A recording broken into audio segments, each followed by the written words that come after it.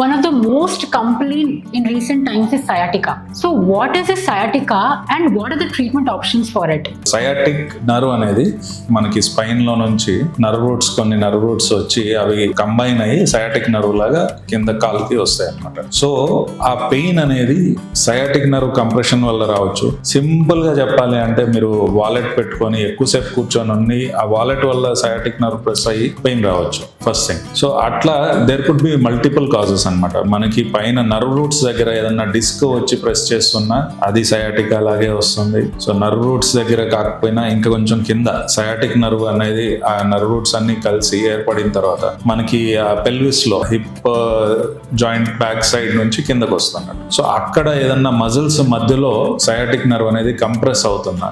There are so many causes అనమాట sciatica. So sciatica అనేది ఒక బ్రాడ్ టర్మ్.